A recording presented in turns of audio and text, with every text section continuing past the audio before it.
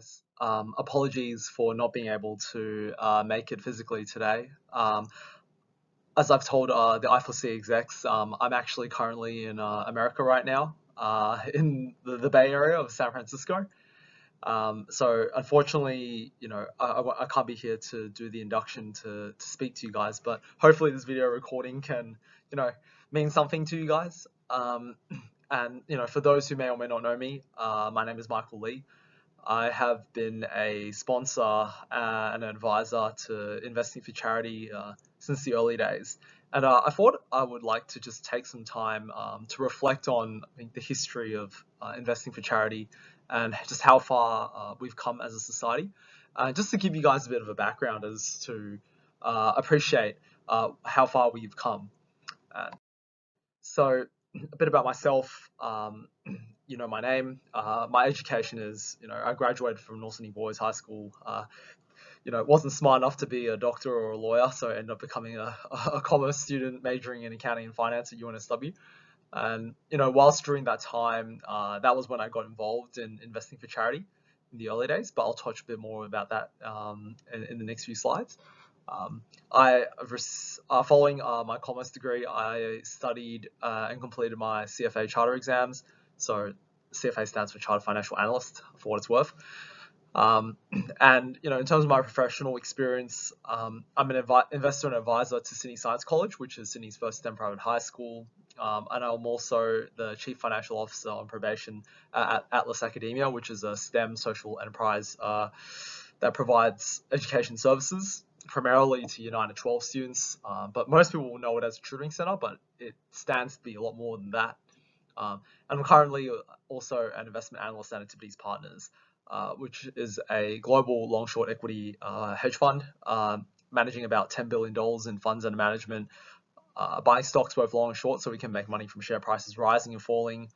We have a team of about 35 people managing money that's both retail, mums and dads, and also wholesale, like super funds and insurance funds and other types of clients. We all cover different sectors, and for me, I cover a very sexy end of the market, if you want to call it that, which is software, internet, and media companies based in North America and Europe and Japan. So hopefully that gives you a bit of a flavor as to a bit about me. And as I alluded to, I have had involvement with Investing for Charity since the early days. And I just wanted to go through a bit of that history of my own from my perspective, to give you guys a bit of a flavor as to how far Investing for Charity has come in the 5+ years that I've known and continue to watch I4C. So the main highlights really is it starts from 2017 and ends at where we are today at 2023. In 2017 I joined actually as an education director, only because I had a friend who I used to work with in 180 Degrees Consulting as co-team leaders, and he ended up becoming the vice president of externals, and that's how he kind of recruited me on as the education director back then. I had no idea who Investing for Charity was or what they did, but I ended up deciding to do it because I think it gave me an opportunity to teach students, and really to pass down a lot of what I had learned from my first mentor, which was Albert Hung, the chairman of Australian Eagle Asset Management at the time. Following that, I think that time was very interesting because at the time we only had one corporate sponsor, which I will not name, but for what it's worth, we only had that one sponsor pretty much since the beginning of Investing for Charity's life.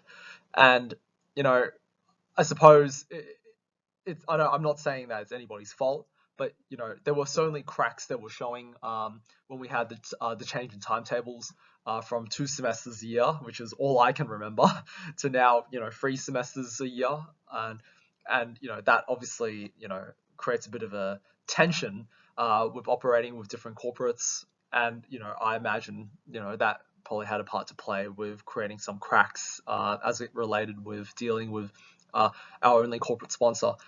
In terms of just logistical time planning. And so, that obviously got exacerbated in 2020 when we saw COVID hit back in March, April 2020.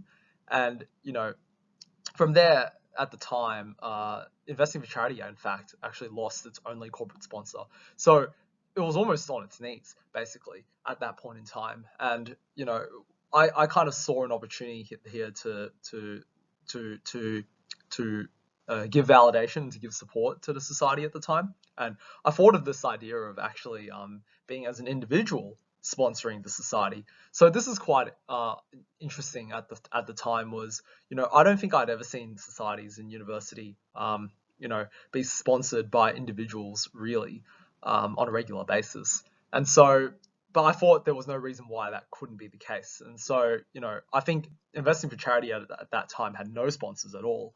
And so I became their first, you can call it, sponsor since the loss of the corporate sponsor that we had.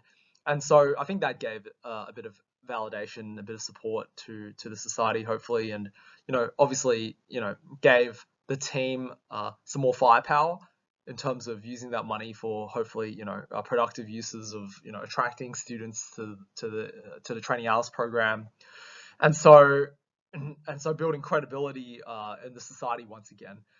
And we did a really good job in 2021 and 2022 where the teams really worked hard to sign up new sponsors. And in fact, on my end, one of the things that we ended up doing was realizing that we could have more individual sponsors. And so, Jackson Lee and William Wu are two other individual sponsors that have given their own money to support the society because they see the value of what it provides to students in terms of education, in teaching about charity analysis and investment analysis. So I think, particularly in 2022, we really saw Investing for Charity grow from strength to strength, with more sponsors than any time in history, and it became a society that has been a lot more recognized and respected. And you could measure that based on social media likes and followers, but really, I think it actually boils down more so to, I think, the product that we have, which is the trainee analyst program. And I always remind the execs every year that I think personally that the program is something that's very unique in UNSW. There's nobody that tries to teach charity analysis or investment analysis together in a proper way with a proper program that's also certified by the University of New South Wales. As you get a AHEGS accreditation that comes with it. So I think there's been a lot of work that's been done in order to get to this point of having the society be respected again. And I think we are there, but we can never be complacent about it. And so, in 2023, as I've alluded to, I continue to support the society in an advisory role and more so a sponsor role. And try to be a bit more involved in different adjacencies, like whenever they have volunteering events, I do like to try and step in if I can to show my presence. But in a lot of ways, I probably am a bit older now than I was back when I was in my last year of university in 2017, 2018, and so I think my involvement obviously has changed over those years, and that's not to say that I don't. I'm stepping away from Investing for Charity entirely. But it is to say that with it, I think, given the evolution of the society, I also now see myself in a different role that is a bit more hands-off, as I, again, trust the execs to make the right decisions. And, if and when I'm needed, then I'll be called in to help. But otherwise, I certainly will say that, as a society, it's reached the point where I personally have had the greatest pleasure of witnessing the society grow to where it is today.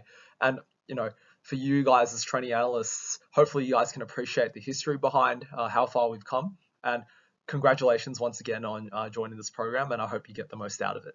I only wanted to show a few of the slides to kind of go over the dot points that I just talked about. But this is kind of me back then when I was involved in 2018 as an education director, mentoring some of my own trainee analysts at the time. And this was a picture with a team of that was from my class that won in the charity competition at the time. This is me with those individual sponsors that have also signed up with Investing for Charity, which includes Jackson Lee and William Wu from the left to the right. This slide shows the the change in the individual sponsors and the corporate sponsors over time from 2017 to 2022. And you can see, apart from that very tumultuous period that I would describe in 2019 to 2020, which was, I'm not saying this is anybody's fault, but it is what it is. We have really grown from strength to strength in terms of the number of both corporate and individual sponsors that we now have today. I think which validate the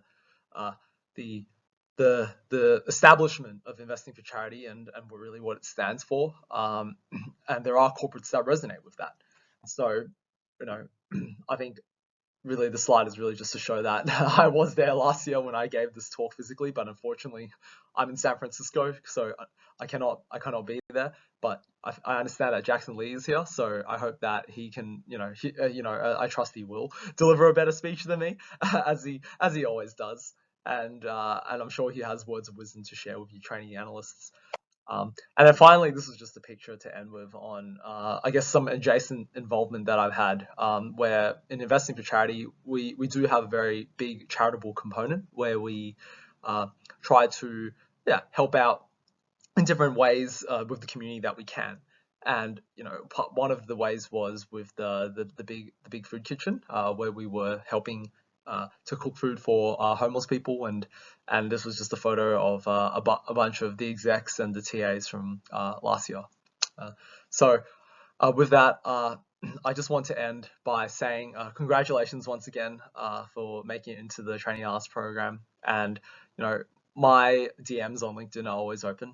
I have a website called michaellee.io, which I always promote, but really today is really about you guys, and I hope that whatever it is that you guys are trying to achieve, I hope that with it, everyone will learn different things during this program, but I just hope that you guys make the effort to learn and to be open-minded, to be flexible, and I hope to see you guys around.